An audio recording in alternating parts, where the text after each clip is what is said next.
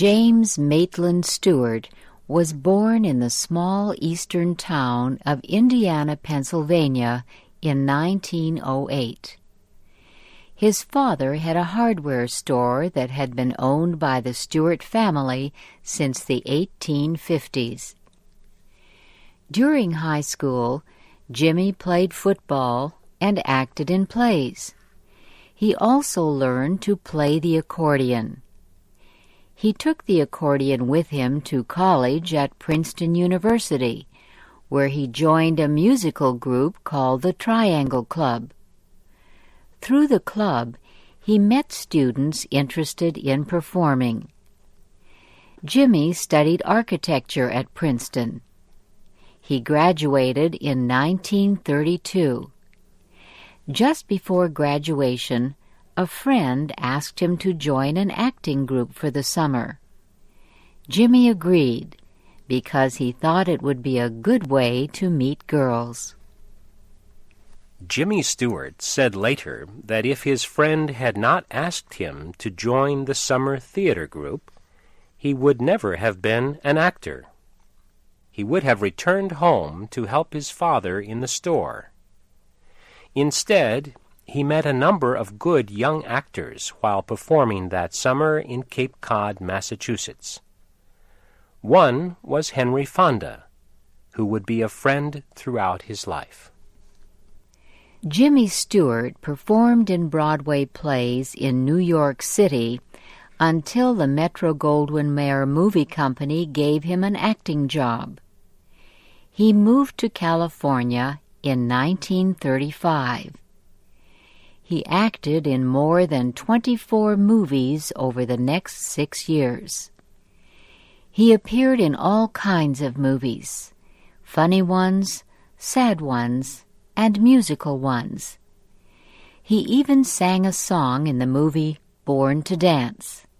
It is called Easy to Love. The movie that made Jimmy Stewart a real Hollywood star was Mr. Smith Goes to Washington. It was released in 1939. It's a funny thing about men, you know. They all start life being boys. I would be a bit surprised some of these senators were boys once. And that's why it seemed like a pretty good idea to me to get boys out of crowded cities and stuffy basements for a couple of months out of the year and build their bodies and minds for man-sized jobs, because those boys are going to be behind these desks some of these days. The next year, he won an Academy Award for Best Actor in The Philadelphia Story. The night he won the Academy Award, his father called him on the telephone from Pennsylvania. "I hear you won some kind of an award," Alex Stewart said. "You had better bring it back here, and we'll put it in the window of the store." Jimmy Stewart's Oscar statue stayed in the window of Stewart's hardware store in Indiana, Pennsylvania, for 25 years. Jimmy Stewart was already an established and successful actor when World War II started in Europe. Early in 1941, he tried to join the army, but he was rejected because he did not weigh enough. So he started eating high-fat foods and tried again. This time, he was accepted for military service. The Army put him in the Air Corps because he already knew how to pilot a plane. In 1943, he went to Europe as commander of an Air Force bomber group. He flew more than 20 combat missions, leading as many as 1,000 planes at a time over Germany. He returned to the United States in 1945 as a colonel. Jimmy Stewart won several military awards for excellent performance under very dangerous conditions. He remained in the Air Force Reserve after the war. In 1959, he was made a general. Each year, he took part in 2 weeks of active military duty. In 1966, he requested combat duty and took part in a bombing strike over Vietnam. After World War II, Jimmy Stewart returned to Hollywood. He found that his new movies were not as popular as his earlier ones had been. One example was It's a Wonderful Life.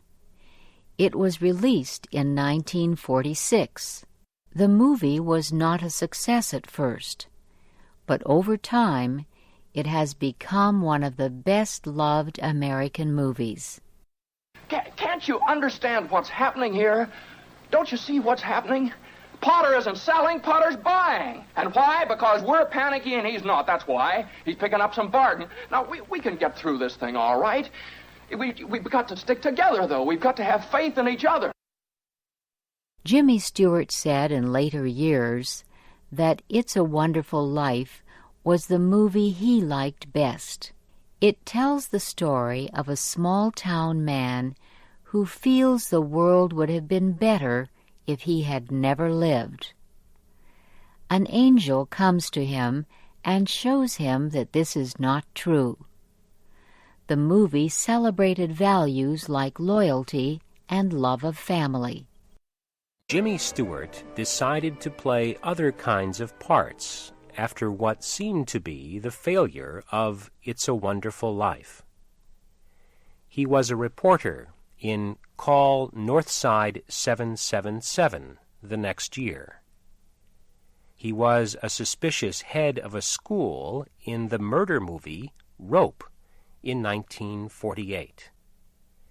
In the 1950s, he appeared in many Western movies, such as Winchester 73 and Broken Arrow. Jimmy Stewart enjoyed his greatest popularity in the 1950s. In 1959, he won awards from the Venice Film Festival, the New York Film Critics, and the Film Daily Writers. The awards honored him for his performance in the movie Anatomy of a Murder.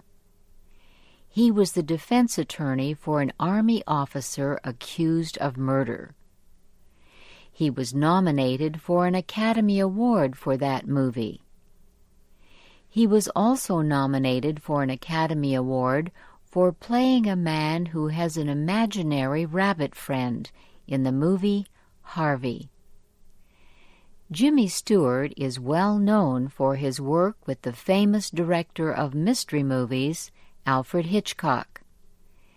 These movies included The Man Who Knew Too Much, Rear Window, and Vertigo. Mr. Stewart also played real heroes in several movies.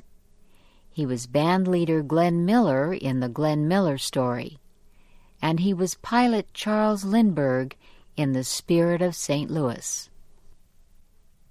Jimmy Stewart appeared in fewer films in the 1960s. He was a senator in the Old West in The Man Who Shot Liberty Valance. In The Shootist, he was a doctor in a small town. He also appeared on television, but his 2 television shows were not successful. Mr. Stewart began experiencing health problems as he aged. He had heart disease, skin cancer, and hearing loss. But he found time to travel, and he published a book of poetry in 1989. It sold more than 300,000 copies. In 1980, Jimmy Stewart was honored by the American Film Institute with an award for his lifetime work. 3 years later, he received a Kennedy Center honor for his work. And in 1985, President Ronald Reagan gave him the nation's highest civilian award, the Presidential Medal of Freedom.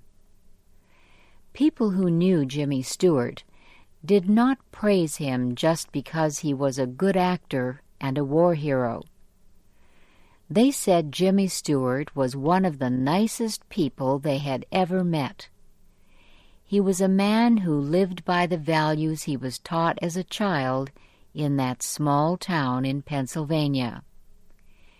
He went back to Indiana, Pennsylvania in 1983 for his 70th birthday.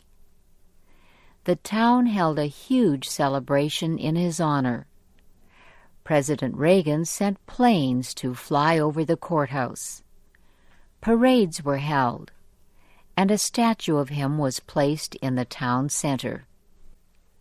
Jimmy Stewart married Gloria Hattrick McLean in 1949. She had 2 sons from an earlier marriage. Jimmy raised them as his own. One of the boys was killed during the Vietnam War while serving in the Marine Corps. Jimmy and Gloria also had twin daughters. Gloria Stewart died in 1994. Friends said Jimmy Stewart was never the same after that. They said he withdrew into his house because he did not know what to do without her. His health got worse. He died on July the 2nd, 1997. Jimmy Stewart's daughter, Kelly Harcourt, spoke at his funeral in Beverly Hills. She reminded mourners of the message of her father's favorite movie, It's a Wonderful Life. No man is poor who has friends. Here's to our father, she said, the richest man in town.